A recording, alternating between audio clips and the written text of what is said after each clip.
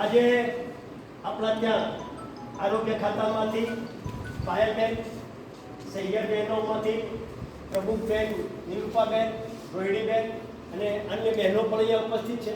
અમારી શાળાના આચાર્યશ્રી એ પણ અહીંયા હાજર છે. એમની રૂબરૂમાં મારે એક વાત તમને કરવી છે કે હમણાં મેં કહ્યું તેમ કે બેન ધારે એવું જ દિવ્ય અને સંસ્કારી બાળક. પહેલી બે વાત કરી તમને શક્તિશાળી બાળક મેળવવા માટેની. હવે તમને એમ કહું છું કે દિવ્ય અને સંસ્કારી બાળક છે એના માટે પણ બેન જો ધારે તો એ મેળવી શકે છે. યાદ રાખજો બહેનો, આપણે વરસાદ પડે એટલે આકડા બાવળિયા, બાવળિયા અને જવાહા ઉભી નીકળે, ફૂટી નીકળે કે નહીં? એની ખેડ ખાતર કે પાણી આપવું પડે, એ ઓટોમેટિક ફૂટી નીકળવાના. પણ ચીકુ ખાવા હોય, જામફળ ખાવા હોય, દાડમ ખાવા હોય તો આપણે મહેનત કરવી પડે, એને આયોજન કરવું પડે, દવા આપવી પડે, ખાતર આપવું પડે, ગોદ આપવું પડે, બધું જ કરવું પડે. એટલે આપણે ધ્યાન રાખતા નથી. આપણે ખેડૂતો છીએ, વરસાદ પડે પહેલાં ઊભીને આડી બે ખેડ કરી નાખીએ છીએ. કેમ? કે જમીન તપે તો અનાજ સારું થાય. વરસાદ પડ્યા પછી બીજી ખેડ કરીએ છીએ. અને ગામ સેવકને અથવા તો મોટા ખેડૂતને મળી શું વાવીશું, કયું બિયારણ લાવીશું, કેટલું ખાતર નાખીશું, દવા કઈ લાવીશું, કઈ કંપનીની લાવીશું વગેરે અનેક પ્રશ્નો પૂછી પસીનો થઈ જઈએ છીએ, રેત જેટ થઈ જઈએ છીએ, કપાળમાં કરચલીઓ પાડી દઈએ છીએ. શાના માટે? સારું અનાજ મેળવવા માટે. પણ આપણા ઘરની અંદર આપણી દીકરી કે પુત્રવધુ સગર્ભા છે, એના ગર્ભમાંથી અવતરણ થનાર જે બાળક છે એ દિવ્ય અને સંસ્કારી જન્મે એના માટે આનો 10મા ભાગનો વિચાર કરીએ છીએ ખરા? ના. બાળકો પરણાવે છે એટલે બાળકો થવાના જ છે. જો આ ઉપર છોડી દઈશું ને તો એ બાળકો કેવા થશે? પેલા આકડાનું ભૂઈ બાવળિયા જેવા થશે. એમાં કોઈ ભલી વાર નહીં આવે કે મને ગોઠતો નથી. એ ના જ ગોઠે ને. પણ એના માટે આપણે ધ્યાન રાખવું પડશે. યાદ રાખજો બહેનો, આપણે હિન્દુ તરીકે તમને વાત કરું તો અભિમન્યુ 7 કોઠા યુદ્ધમાં છેલ્લા કોઠામાં ઊંઘી જાય છે. સુભદ્રા માતાની ઊંઘ આવે છે, એને યાદ નથી રહેતું અને એનું મૃત્યુ થાય છે. અરે તમને બીજી વાત કરું, હિરણ્યકશ્યપ રાક્ષસ હતો, એની પત્ની ત્યાધુ એ પણ રાક્ષસી હતી, પણ એનો બાળક ભક્ત થાય છે પ્રહલાદ. કઈ રીતે? તો દેવો દાનવો વચ્ચે યુદ્ધ થાય છે ત્યારે એની પત્ની ત્યાધુ ભક્તિ નારદના આશ્રમમાં આવે છે.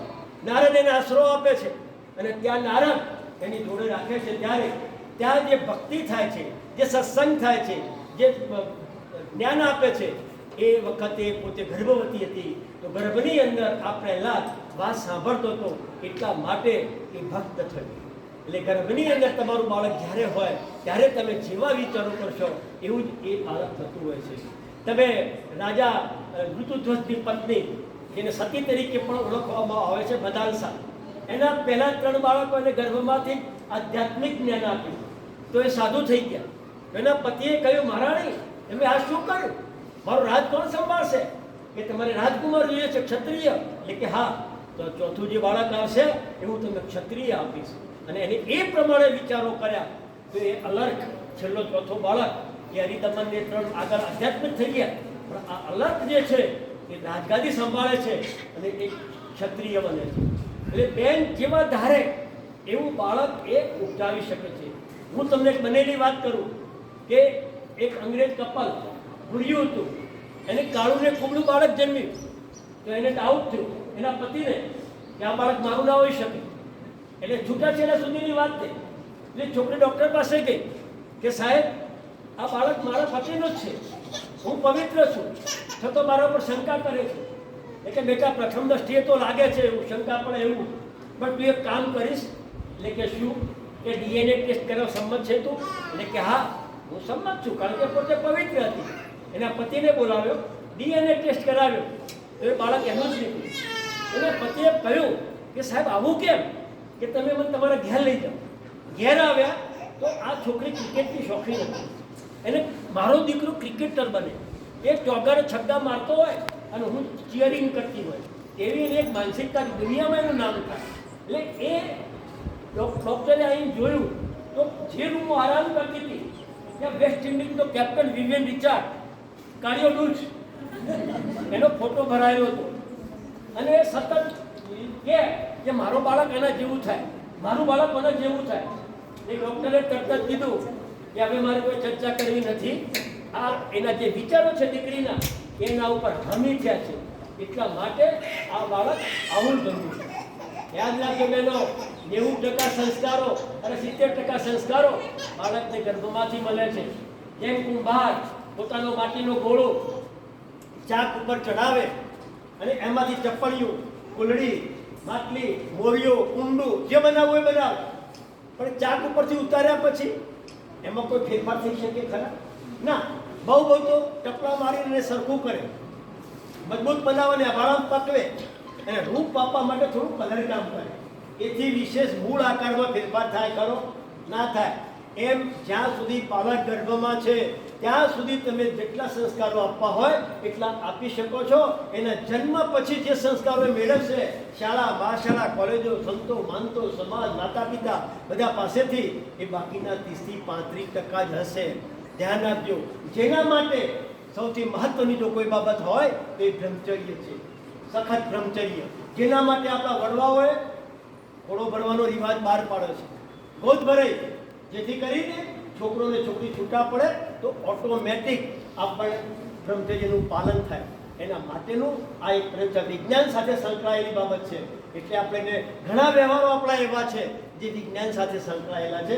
એટલા માટે દીકરો ને દીકરી છૂટા પડે એ જ છે. જે ગર્ભને તમને પણ જે બહેનો અહીંયા આવી છે બેટા, તમારે પણ સાંજે વહેલા સૂઈ જવાનું, સવારે વહેલા ઉઠી જવાનું ને ઘરની અંદર તમારા ભગવાનનો જે ફોટો હોય, માતાજીનો જે હોય તે, જો ઘીની વ્યવસ્થા હોય તો ઘીનો દીવો, નહીં તો ફક્ત અગરબત્તી કરી ભગવાનની સામે બેસો કે હે પરમાત્મા, મારા ગર્ભની અંદર આપનો અંશ પલી રહ્યો છે, જે આપના જેવો દિવ્ય, સંસ્કારી ને શક્તિશાળી જન્મે એવી હું આપને વિનંતી કરું છું, પ્રાર્થના કરું છું. 1 કિલોમીટર દૂર આપણા ગામમાં મંદિર હોય તો એને સાથે બેન કોઈ કંપની આપે, બંને જણા ત્યાં જાય. જે ભગવાનનું મંદિર હોય ત્યાં એ આ જ પ્રમાણે પ્રાર્થના કરે તો એ ચોક્કસ દિવ્ય અને સંસ્કારી બાળક મેળવી શકશે. આવા સમયે વધારે પડતે ખાટું, ખારું, તીખું ખાવાનું નથી. મેં હમણાં તમને કહ્યું ને કે ખાવાનું ખાતા નથી ને નહીં ખાવાનું ખાય છે, એના ઉપર પણ તમારે કંટ્રોલ રાખવાનો છે. હવે ટીવી સિરિયલોની બાબતમાં આપણા જેઠાલાલ બેઠાલાલ બધું બંધ રાખવાનું. જોકે સારામાં સારી સિરિયલ જેઠાલાલ છે, પણ સંતો મહંતોના જે સત્સંગો છે, જે સ્વાધ્યાય તરીકે આપણે જાણીએ છીએ એવા ધાર્મિક ચેનલો તમે જુઓ તો એ બાળક ગર્ભમાં સાંભળશે તો એ બાળકમાં એ સંસ્કારો આવશે. જો તમે ભણેલા છો તો સારા પુસ્તકોનું વાંચન કરો, નહીં તો પછી ટીવી સિરિયલોમાં તમે અથવા તો ગામમાં કોઈ સત્સંગ થતો હોય તો ત્યાં જઈ અને બેસો અને સત્સંગ સાંભળશો તો એ ગર્ભમાં બાળક પણ સાંભળતું હોય છે. આ વિજ્ઞાન કહે છે, આપણે નથી કહેતા, હું નથી કહેતો, પણ વિજ્ઞાન આવું કહે છે કે ગર્ભની અંદર બાળક સાંભળે છે. એટલા માટે આપણે જે વખતે ગર્ભાવસ્થા હોય ત્યારે આપણા બાળકને કેવો શક્તિશાળી બનાવવો છે, કેવો દિવ્ય સંસ્કારી બનાવવો છે, એ આપણા હાથમાં જ છે. એમાં કોઈને કહેવાની, કોઈને આશીર્વાદ લેવાની જરૂર નથી. પણ આપણે જો પછી સગર્ભા હોય અને પછી પોણીપુરી કે દાબેલી ખાવા જાય તો પછી દાબેલા વાળા જરૂર થાય કે છોકરો, એમાં કોઈ પરિવાર ના આવે. એટલે સગર્ભા દીકરીએ શું કાળજી રાખવી એ પણ એને ધ્યાનમાં રાખવાનું છે. આ બધી વાતો પણ તમને તમારા બાળક આવતા 20 વર્ષ પછી એ બાળક મોટું થશે, બધા જ જો બહેનો આ નિયમનું પાલન કરે તો આખા રાજ્યની કે દેશની આખી આપણી કાયાપલટ થઈ જાય. પણ એના માટે આપણે જાગૃત રહેવું પડશે અને પ્રયત્ન કરવો પડશે. માગ્યા વગર માય ના પીશ અને કંઈક મેળવવા માટે કંઈક ગુમાવવું પડતું હોય છે. એમ તમારે પણ થોડો પ્રયત્ન કરો તો આપણને રિઝલ્ટ મળે છે. મને અહીંયા તમે બધાએ સાંભળ્યો એ બદલ તમારો બધાનો આભાર. પાલન કરો.